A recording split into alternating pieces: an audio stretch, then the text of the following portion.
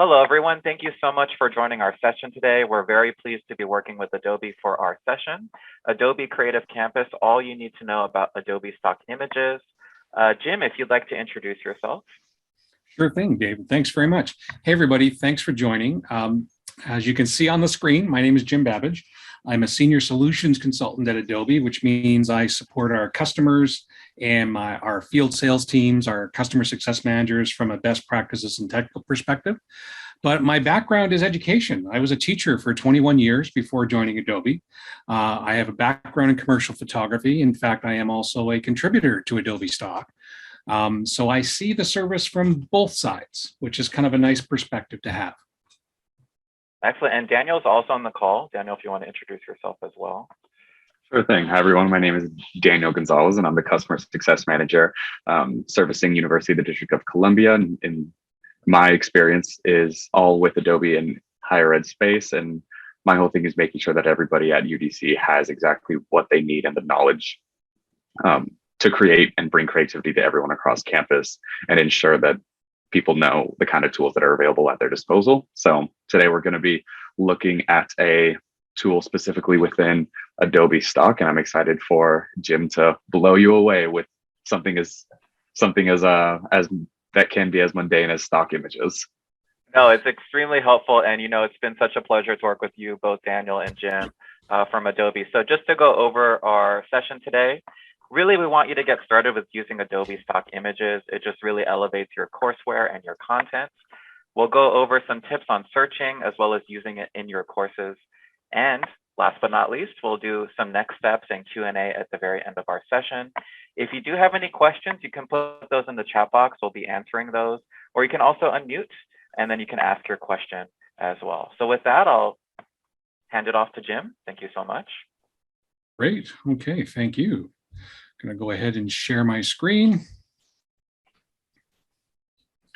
All righty, so move some Zoom bits out of the way. There we go. So just as I mentioned earlier, I'm an Adobe Stock contributor. This is just my portfolio of work. So I shoot a lot of trees and rocks and the occasional animal and human being, and quite enjoy it. I do it for myself, and this is a great way for me to sort of generate a little bit of income on the side. So it's been a great experience. And I like showing this because one of the things that I find really important about Adobe Stock, we'll talk more about some of the features, is that we have a wide range of contributors. We have a global base of contributors. I happen to live in Toronto, Ontario, Canada, have a nice little cottage or camp about 2 hours outside of Toronto. A lot of these images are captured there, but when I travel for work or for pleasure, I'm also taking pictures and supplying those to Adobe Stock. And the process is very selective. Adobe Stock has, I think I just saw just recently, over 300 million, over 300 million assets in Adobe Stock, which is amazing. Right. And with that volume, you might think we're just sort of sucking in everything that people give us. And it's not the case. I'm very proud of the fact that I say this with a lot of pride, that not every image I submit gets accepted. So people are monitoring, they're curating this content as it's being submitted by our global contributor base and deciding what's applicable, what do we already have too much of, what is technically acceptable. And that could be from photographs to illustrations to video footage, whatever it happens to be. So there's a lot going on behind the scenes in that process of getting this content out to you as a user. So what is Adobe Stock? Quite simply, it is, and we hope it will be continue to be and plan to be actually the premier stock imagery service for customers, whether it's for businesses, education, whatever it happens to be. As I mentioned earlier, over 300 million assets in categories ranging from photography to illustrations and vectors, video and audio content, design templates and motion graphic templates for video, 3D content, and also a very extensive free category that anyone can access to get a taste of Adobe Stock, even if they don't have a paid plan. And right off the bat, we're on the Adobe Stock website here. I want to point out a little bit of orientation here. First of all, that top row, I was basically reciting all of the categories we have, right? So photos, illustrations, vectors, etc. They're all there. So I can go to those specific categories from this main menu bar at the top. Over on the right-hand side, you'll see a tiny little representation of me. I'm logged in with my credentials. And beside that, I have the kind of access or the indication of the access I have for licensing content. I have credits and I also have unlimited images based on another program we have. So that tells me basically I'm part of a pool, a profile, if you will, and it has access right now to 5,498 credits. Okay, so that just gives me a sense of where I'm at. If you go to Adobe Stock and you see something like, let me just see if I can get myself in the right spot because we've made a couple changes here. Yeah, there we go. Select. If you go to Adobe Stock and you find yourself in a situation where you see words like sell and pricing, that's a good indication you're not logged in properly. Okay, so I just want that to be something you're aware of. You log in by just clicking on the sign in option here, or you may just need to change your profile. In my case, that's all I need to do. And I'm going to go ahead and go back to our demo profile here. There we go, and choose that. Now, there's a couple different ways to get to Adobe Stock. One of them is obviously memorizing the web address, stock.adobe.com. However, you can also get to it really easily, and probably the simplest way to do it is through the Creative Cloud desktop app. And you'll see that at the top of my screen here, that little Creative Cloud icon. If I click on that to open it up, over on the left-hand side, where the apps category is, down 2/3 of the way down, you're going to see a resource link for Adobe Stock. Now, if you're logged in, if you're using any Creative Cloud tools, Photoshop, Illustrator, InDesign, whatever it happens to be, and you're logged in with your school credentials, you can click right here on this Stock link, and it'll take you right out to stock.adobe.com and log you in appropriately. Not log you in inappropriately, but log you in appropriately. So you'll be able to access your content and licensed content, browse to your heart's content. So that's a great thing to remember. The Creative Cloud desktop app is basically, it's part of any default installation of any Creative Cloud tools. It's part of your Creative Cloud experience. And it is really the nerve center or the hub of Creative Cloud in very many ways. Not only can you see, I get access to the types of asset or applications we have, so you can learn a bit about them. You'll see if anything needs to be updated. In my case, I've got 3 applications that just got notified today and need to be updated. I can also take a look at my files, right? So if I have files in Creative Cloud or through Creative Cloud libraries, I can see that content right here. I can even create new storage bins, if you will, libraries or folders, and I can see what's been shared with me as well. Right, so it's a great place to sort of think of as your one-stop shop for seeing what's available. And then I'll just hop back over to the apps, and we're going to hop back over to the website. Okay, so again, kind of backed into how to get to the website, but so forgive me on that one. But let's go back into our little orientation. A couple of things I'll point out over again on the right-hand side. Aside from those badges and my ID, I see just below that my libraries. Now, this is a direct access to Creative Cloud libraries. Now, Creative Cloud libraries are essentially the connective tissue between Creative Cloud applications. Anything stored in the Creative Cloud library is available to you immediately within any of our desktop applications, right? Photoshop, Illustrator, InDesign, XD, whatever application you're using. And the beauty of that is, once it's in there, you don't have to worry about where you downloaded it. You don't have to worry about what thumb drive it's on, or what email it's in, or what file server it's buried in. It's automatically part of that Creative Cloud library. And the library is something you can use for yourself and access from anywhere. Or you can actually share the library with other people in your team or group if you want to work off of a common set of assets.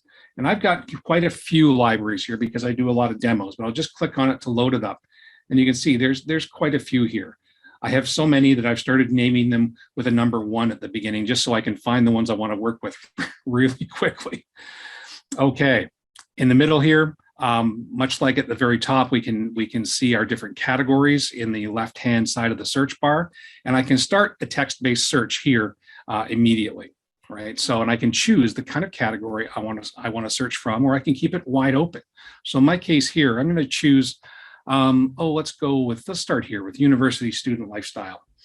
And as soon as I put that in, take a few seconds, Adobe Stock and our AI, Adobe Sensei, working together here to pull up content based on my text or my keyword search here.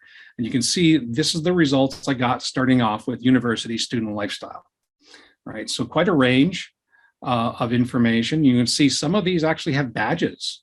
This one here in the middle row has a little blue badge down in the bottom right corner, says licensed.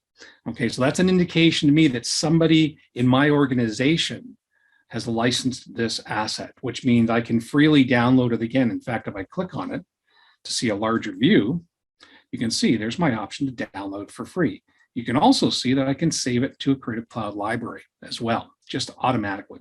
Okay, now, along with that ability to search based on a key phrase, we have a variety of AI-powered filters, again, through Adobe Sensei, or as we say in the halls of Adobe, Adobe Sensei. It's much more gravitas there. And the filters give you the ability to really narrow down that search. Because let's face it, 300 million assets sounds great until you realize you have to go looking for something. You don't want to spend your whole day here. You don't want to spend hours here trying to find your content. So the goal is not only to have an amazing collection of content for you to look at and utilize, but also so you can find your content quickly. So part of that, comes down to how you're searching. We're going to look at a couple different ways to do that, and then how you're filtering. All right. So in this case here, I've opened up the filter panel. You can see here under my subcategory. Currently, I'm looking at everything. All right. So I'm going to nail this down to photos. And by the way, I'm just going to scroll up to the top so we can see that number. We have 338,000 images that fit that rough text description. I'm going to choose photos, see if that changes it at all. Dropped it a little bit, 320,000, that's fine. And then I can see here under price, I can look at all content, standard content, or premium content. And I want to point this out because we have this break apart between the two. Standard content is in no way any reflection on it being not as good quality. Standard content is where our global contributor base comes from literally from across the world submitting work. So we're seeing a wide, diverse range of authentic images. They could be people-centric, they could be scenery-centric. It really comes down to what you're looking for. Our premium content is, well, think of it more like hiring a photographer without hiring a photographer for a special photo shoot. Maybe it's an operating theater, maybe it's pharmacology, maybe it's the interior of an airplane, things that the average individual person or photographer isn't likely to get permission to easily do or have the time or bandwidth to create. So there's a different production value or different production level there. One example I like to give is one of our partners, Hero Images, recreated an entire Formula One race, literally the whole race, with not a single piece of identifiable intellectual property in that shoot, which means no IP at all, no logos anywhere. Now, you think if you've even seen a car race on a commercial or on the news, those cars are plastered in logos. The uniforms, the fire retardant uniforms the racers are wearing are plastered in sponsorship logos. So they recreated an entire Formula One race with not a single logo in sight. That's the kind of thing that premium content can bring to you if you're looking for that kind of thing. I also want to point out here, undiscovered content. Now, the reason I want to point this one out, I'm actually going to switch to all and just reset the search a little bit, is that we are dealing with stock photography here, and in often terms referred to as micro stock in many cases. And chances are, if you see something you like, there's an excellent chance somebody else has liked the same thing and possibly used it. So if I choose undiscovered content, what that does is it bubbles up to the top any imagery that has not been licensed by anyone. And I don't just mean your organization, I mean anybody who uses Adobe Stock. So the content I'm looking at right here, no one's licensed it. Doesn't mean it's bad. Doesn't mean it's not usable. It just means that it has not been discovered yet. In many cases, it's because it's the newest content that's been added to the portfolio of work. because if it's just recently added, chances are not a lot of people have seen it.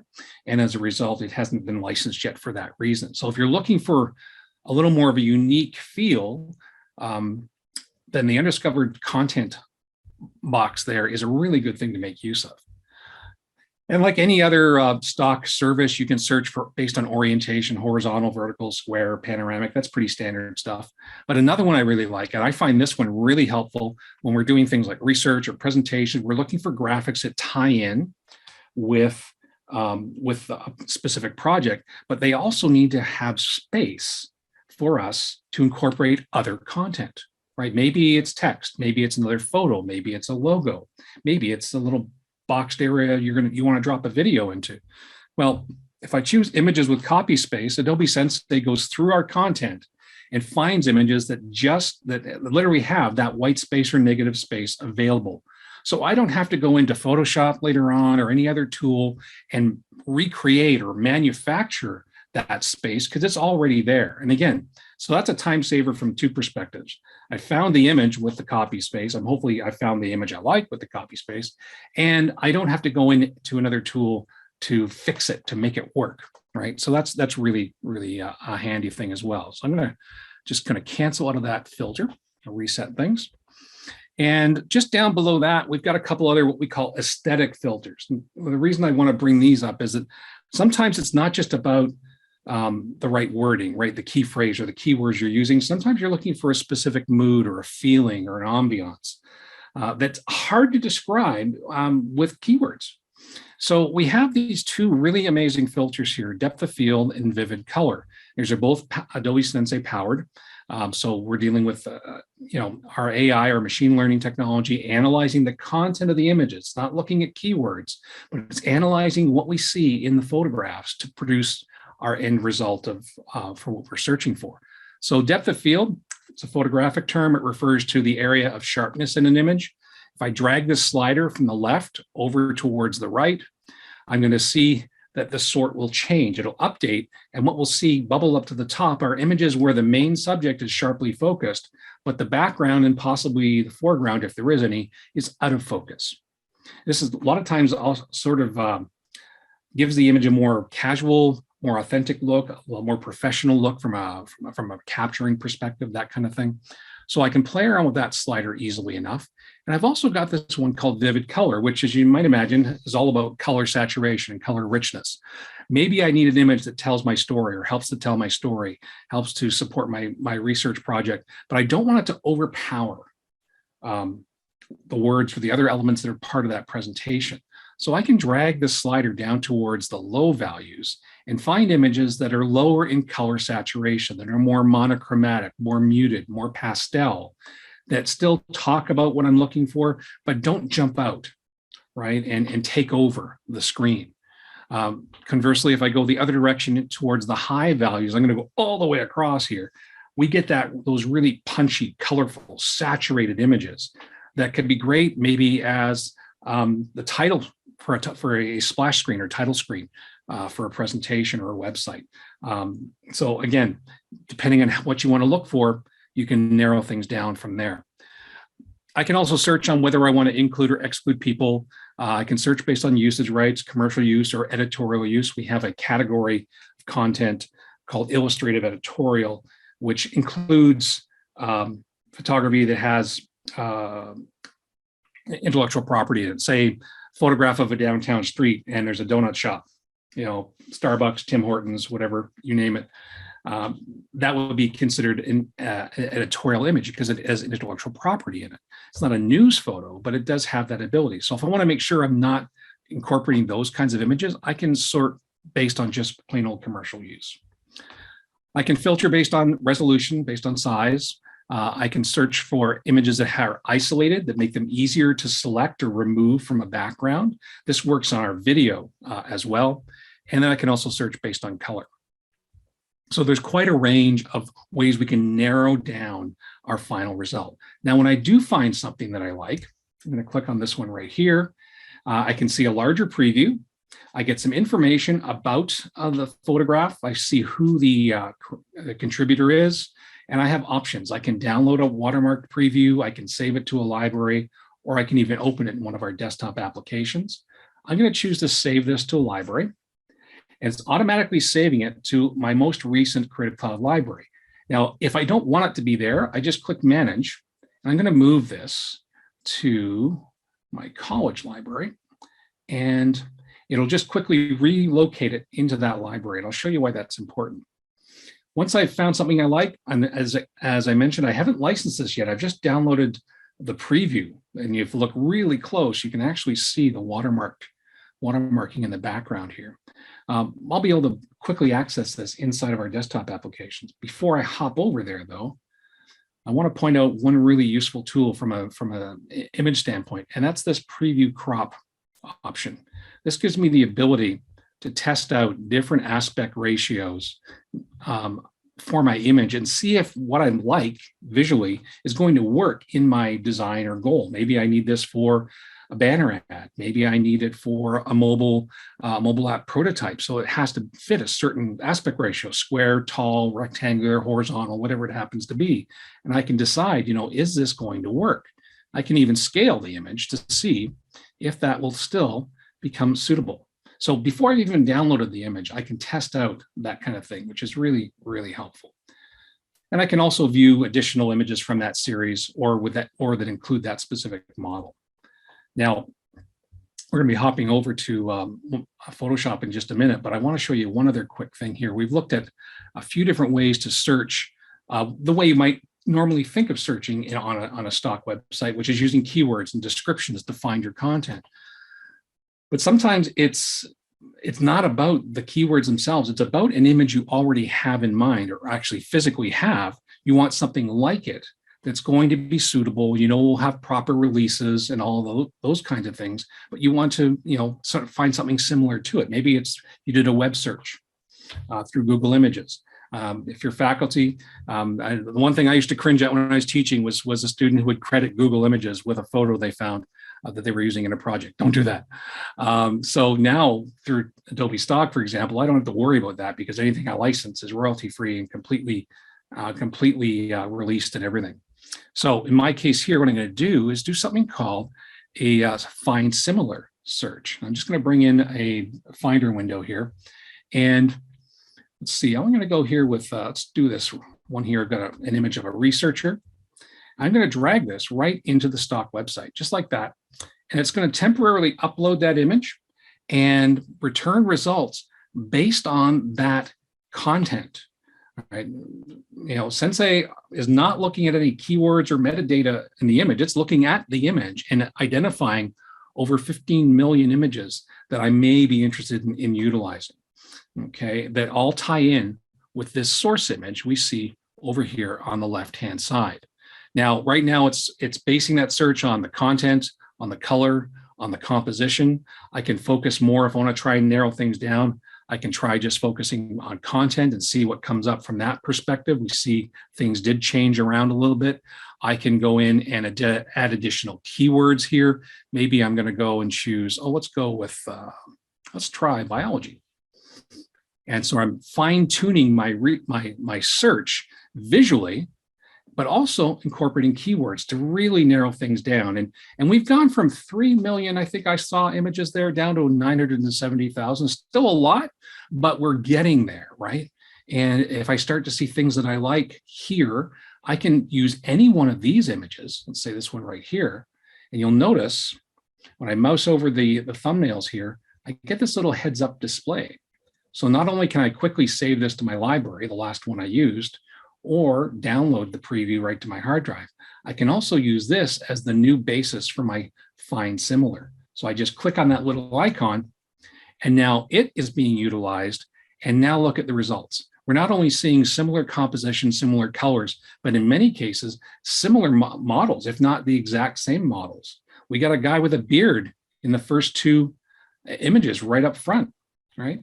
And if you'll notice over on the right, on the left, I always do that. If I look at that source image again, you'll see these dots.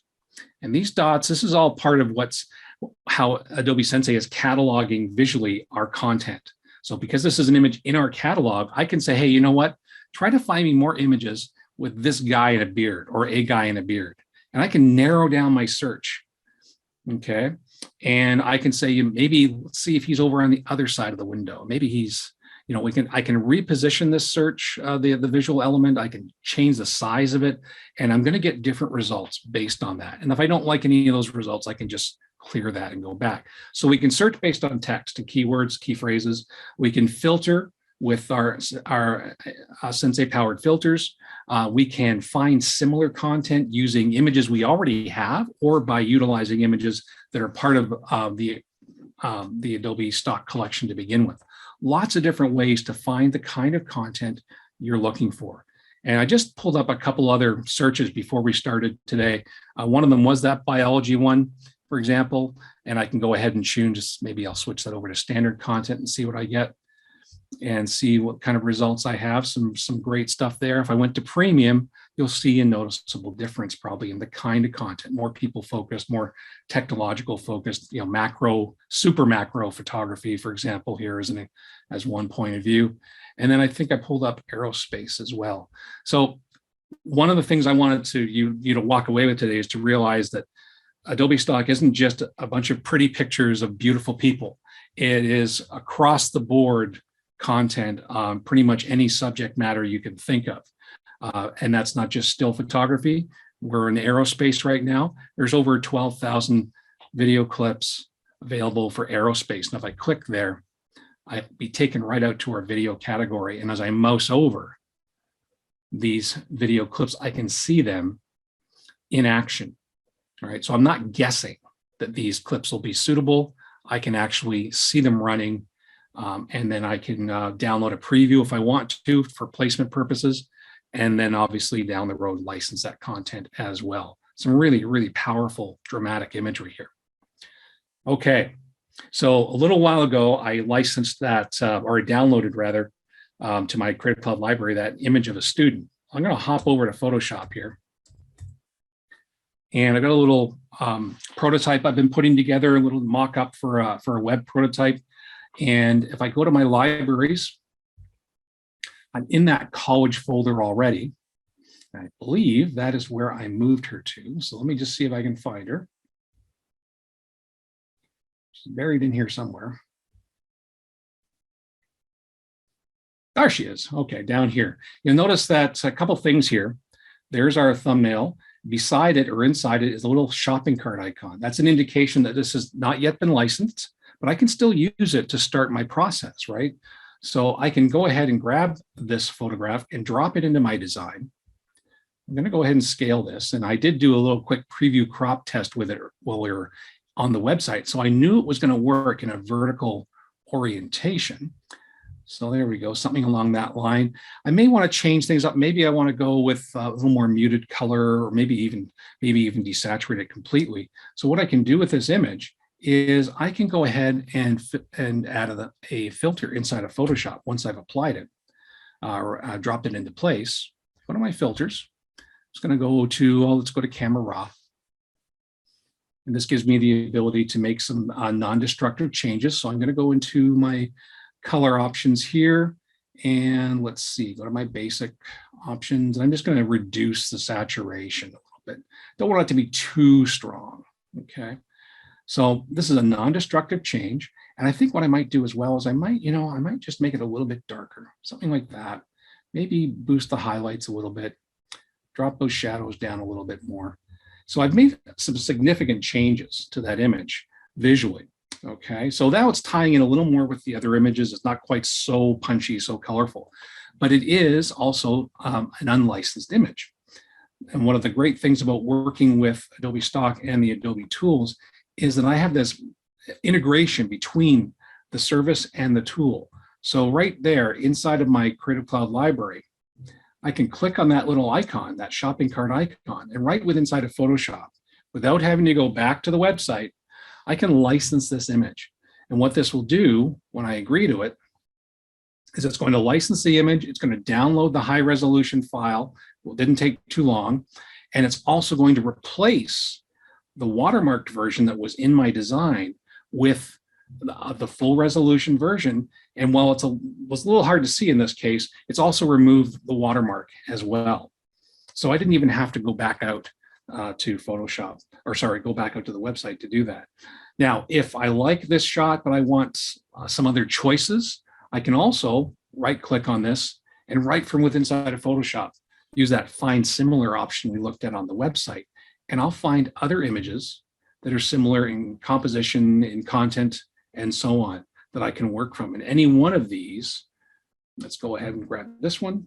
I'll just add that to my library, just like that. And then very quickly, it's automatically added to my library. It's unlicensed. There's a shopping cart icon, but I can still get to it when I want to. So that's another side of things, is that you've got that ability to build out that content really, really quickly, really, really easily. And that's true whether you're inside of Photoshop or whether you're in, say, Premiere Pro. I can search for audio tracks to add to my my video production. So if I've built out a small short documentary video, whatever it happens to be, and I want that background music to go with it, well, I can search right inside of Premiere Pro for Adobe Stock audio, and I can search by keywords. I can search based on moods. I really am a big fan of the dramatic, where did we go? I lost you, there we go. A dramatic mood and a film genre. So, you know, like those little orchestral kind of instrumental things, and there's film right there. And as I start searching, even without adding any keywords, I start to get results down here in the bottom. And what I like about this is I can test this out with my video at the same time without buying it, right? Without licensing it. I can say, you know what, how is this upbeat rock attitude fun? I have no idea. This is all live. I have no idea what this is going to sound like, and I have no idea how well it's going to translate going across Zoom. But watch what happens when I start playing the clip over here on the right-hand side. Watch what happens in the video window, which is right here in the top center.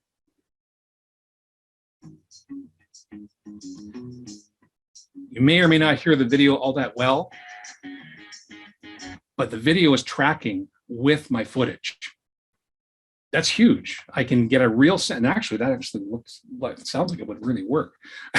But it's tracking with my footage, so I can see and hear how these two elements are gonna gel. And if it's not gonna work, I can try a different one, right? I can continue searching. I can refine with keywords, key phrases, just like I was doing on the website.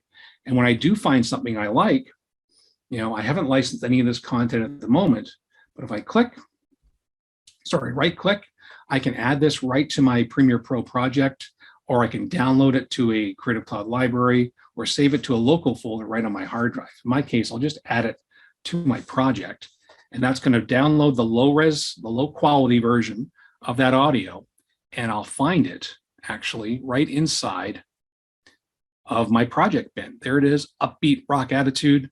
I can go and grab that and drag it onto my timeline, just like that. And then I can, away I go. So not only can I find my visuals, whether it's video footage, still images, illustrations, vectors, I can use other tools like Premiere Pro to start looking for whether it's B-roll video footage, whether it's music for to lay under my main presentation or my main footage, whatever I happen to want to do. And that can take, of course, you utilize all the power of these desktop tools to make that audio work with my project, right? So it's a great way to sort of work and keep moving quickly. And as I mentioned earlier, those libraries that I've been working with, I'll hop back over here to Creative Cloud Libraries. Where'd you go? Go to my files, my libraries, and there's that college library. And if I take a look through here, I will see those same results. They may not be grouped, so I may have to scroll down. Yes, there they are. So there's my two shots that I licensed or that I selected earlier from Adobe Stock. They're there. And you might notice too, if you look really closely, I actually shared this library with other people. So over here in the upper right corner, there's a share option. If I click on that, I've already shared this with one of my colleagues, right? So that she can actually access that same content. Now I've set it up so she can edit this library. She can add content. She can take content away. She can add, remove, delete, that kind of thing. Or I could just decide, you know what? I just want you to be able to view it and use it. I don't want you changing anything that's there, because I'm a bit of a control freak, and I don't want anyone else sort of moving stuff around. So I could change her capability from a collaboration perspective to just being able to view and download rather than being able to edit the library. So there's some control there. And then I can just invite additional people by incorporating their email address, and then I can set their permissions to edit or view. So not only can I use this for myself from any machine, any system I'm working on, I can share it with other people, and we can all work off of the same common assets, and to build out our final project. Okay. All righty. Any questions that have been happening in the chat that I need to answer? We had a couple of questions Okay. around reverse image searching, specifically maybe for students or people of color, if you wouldn't mind showing how someone would go about doing so. Sure. We can do that a couple different ways from a reverse image search. If you have, very much the same way we saw earlier with that one example I had, if I go back into, I'm just going to go into one of our curated collections here, stock photos. Let's see if I can find, let's see here. Okay, there's a fun ones right here. And actually this one already is licensed, but let's look at this one here. And basically, regardless of what content I have, I can start the search visually. That's probably the best starting point, and then refine with text afterwards. You can do it either way though. It doesn't really matter, but I tend to go visual and then add my text to sort of refine it. So I can just click on that find similar icon there. And that's going to start my search off. And we've actually got the same model for a few of these. And then when we run out of her, we have other people, similar background, similar colors, similar position or composition, right? And you can see quite a range there. Now I can certainly go in here and continue that search and maybe add in, we'll try this, it's live, so we'll see what we get, university student lifestyle, and see how we tie in. Well, we got something. We didn't get quite the diversity at the top of the list, but we are getting some as we scroll down here. So the searching can be, and that's, we have a lot of content we can continue searching for there. If I want to narrow that down further, maybe I'm going to go and choose just images from my filters. And because I've done a visual search, my actual filter options are less, okay? Because a lot of the filtering has already been done based on that image, which is still sitting right here, by the way. But I can still add additional filters. Maybe I want to look at just standard content or premium content. Maybe I want to change the color balance there. So if I go in here and let's pick a color, I don't know what these hex colors are anymore, but I'll pick one. That one's not all that attractive. Let's see if we can find something else, but that's actually very similar. But, if I go in here, get rid of that, try something different. There we go. And we can do a search that way. And we start to really change up our results. And sometimes what I like to think of when you're working with things like searching based on color or searching with a visual image and doing the same thing, looking at it from a color perspective, meaning the colors, predominant colors in the scene, you often get some really great surprises. Images you wouldn't thought of looking for in the first place come up, and it's like, oh, this is perfect, right? It becomes conceptual rather than literal, if you will, in some cases. So, and by the way, with that search, by adding in that color value, we've gone from thousands of images to 168. Okay. Now, whether one of those 168 are exactly what you're looking for might vary, but I can always cancel out of that and go back to that first starting point where we had a significantly higher amount. And by the way, I've been doing a lot of filtering here with images, with text, with filtering. So if I want to sort of start from scratch and make sure nothing's being biased from my web browser cache or anything like that, I can always go back to the main website.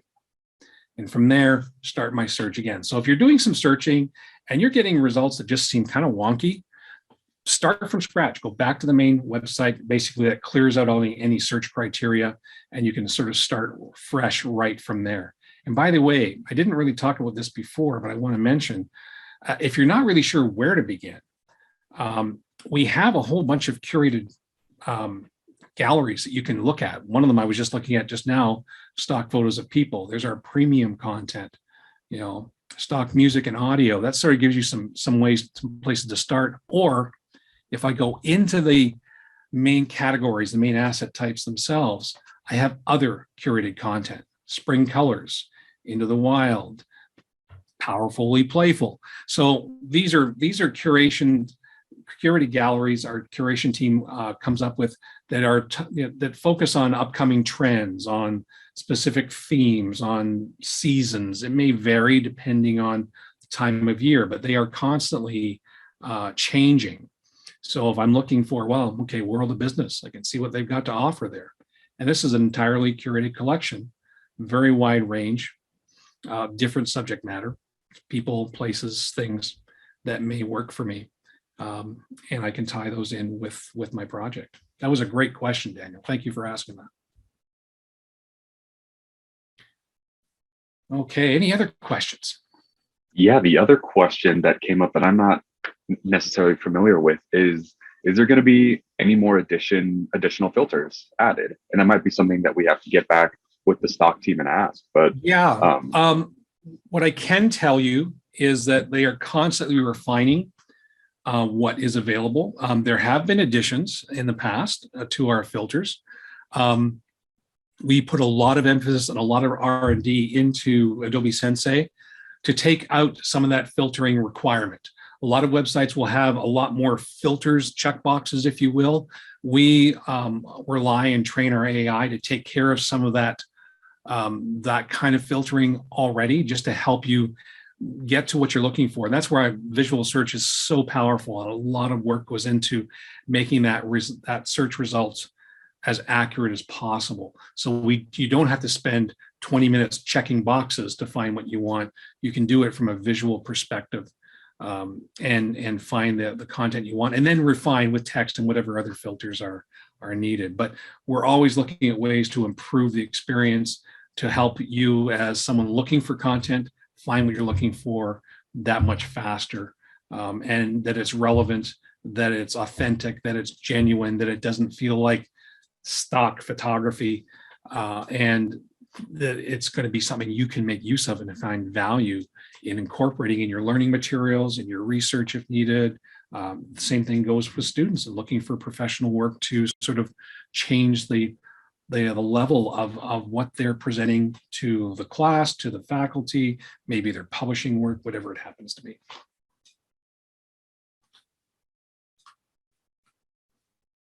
All righty. Yeah, and thank you so much, Jim. This has been really helpful, I think, for everyone on the call here. Are there any questions that we can answer from the group as well? Any additional questions?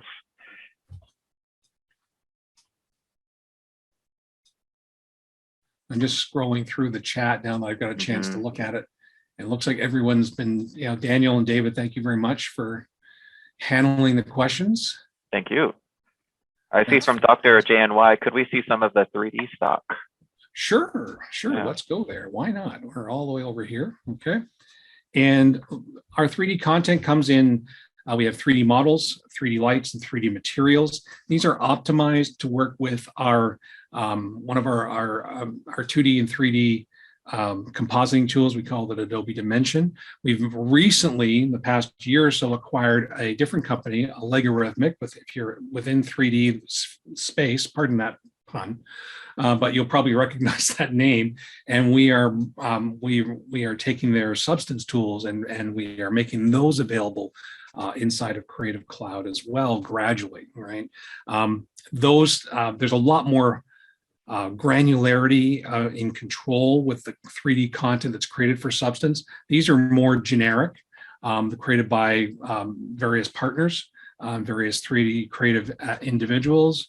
And click on the button, not the picture. And these can be opened up in pretty much any 3D application that's out there. And they vary depending on, complexity and things like that. But you can see some of the examples are right here. I have the ability to do some basic searching. I can look just for models, lights, or materials. I can keyword this and say health as an example and see what we get with that search. So we end up with physical fitness. We've got a skeleton there. We've got all sorts of gym accessories, some good fruits, some 3D, the human liver, all those kind of things. So I've got that ability to search that kind of content as well, right from within there. Now, one thing I do want to point out with 3D content is, you can, if you choose to save it to a library, unlike photography or video, we can't watermark 3D content. So you can certainly view it at a larger size, but you're going to have to license it to do anything more with it. Okay, so you just want to be aware of what you're going to be using it for and make sure, it's going to be adequate for your needs. All right. So again, that's just the preview of that set of barbells, dumbbells, barbells. And that's where we go from there. Great question. We had another question come in from Pat relating to how powerful does my computer need to be to use video content? And I think, Jim, I'll let you take the reins on that one more, but the short answer is it depends. It does depend. The more power, the better. It's one of those things where we do publish specifications, sort of the minimum specifications and the recommended specifications for running our applications, and that'll tie into both the physical makeup of the system, RAM, memory, things along those lines, video card display, and also talk about operating systems as well, because as we add more functionality and more, in many cases, more AI to our desktop applications, they're going to require more current operating systems as we go. So you'll find that if you do a search for, say, Adobe Premiere Pro system requirements in Google, Mr. Google will point you right to those requirements for that app they're based on our website. I can't recall the actual URLs, but obviously the more power, the better. If you can afford more RAM, get more RAM. If you can afford a better quality video card, get it, because that'll just help you with processing. It doesn't mean that an older machine won't be able to do things. It just may do them a lot slower, right? And you may not be able to multitask and have other applications open and sort of using up any of your RAM in the background while you're working in video. But good question, definitely. And I've dropped a couple of links to the Premiere Pro and Premiere Rush system requirements. Fantastic. And I'll just pop over to the video and audio sides here too. I want to point out something here. I forgot to mention this. I talked a bit about audio. We saw it in Premiere Pro, but one of the things that we've just recently released, someone asked about filtering. We looked at that reverse image search that's usable for video as well as still images. We also have Find Similar for audio. So I can actually go and browse for an audio clip I have available and find similar content. So in fact, seeing as I've got a little bit of time here, let me go back to my Finder window, because I just so happen to have an audio folder for just such an emergency. And I'm just going to grab something here. Let's go with Broadway Overture. Let me see. Now I have to be careful because the size of the clip has to be a certain size for uploading or downloading. So I got to make sure I've got something that's going to be acceptable. And I think it's got to be fairly small. So let's see, what's this? All right, let's just grab that, drag that in. And what's happened is, much like we have with our visuals, we've temporarily uploaded this clip to the Stock website, and I can pick from within that sampling, that clip that I uploaded, a specific component of that, and say, okay, you know what? Find me music that sounds like this, and I can start that search. So not only can I search visually with reverse searching, but I can do it with audio too, which is immensely powerful from the standpoint of looking for content. And there we go. And it's even pointing out the areas that it feels are similar enough to what I chose to be the actual important part of that track.